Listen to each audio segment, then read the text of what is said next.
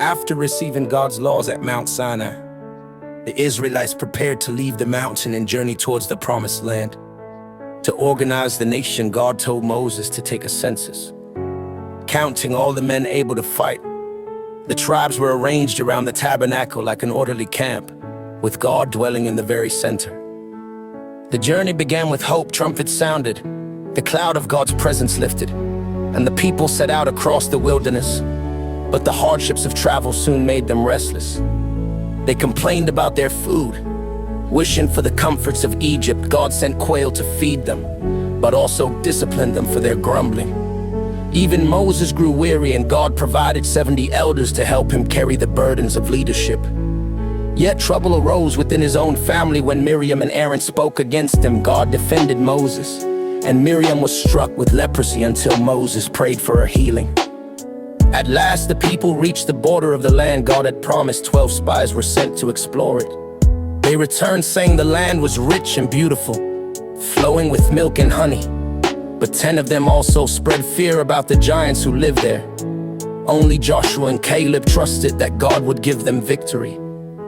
The people panicked and refused to enter the land. Because of their rebellion, God declared that this entire generation, except Joshua and Caleb, would wander in the wilderness for 40 years until all the unbelieving adults had died. Their children would enter the land instead. The wilderness became a long, difficult classroom. Some of the people rebelled against Moses' leadership, like Korah and his followers, and God judged them. Others complained about the hardships of the desert, and at one point venomous snakes struck the camp.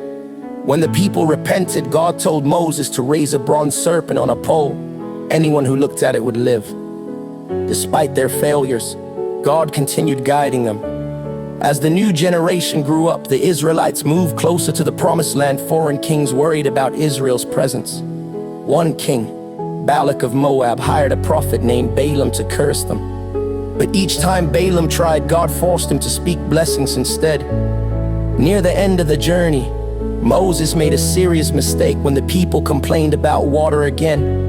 He struck the rock in anger instead of speaking to it as God commanded. Because of this, Moses was told he would not enter the Promised Land, though God still allowed him to lead the people to its borders. The book ends with a new census of the next generation, instructions for dividing the land, and Joshua being appointed as the new leader standing at the edge of Canaan. After 40 years of wandering, the nation was finally ready to enter the land God had promised.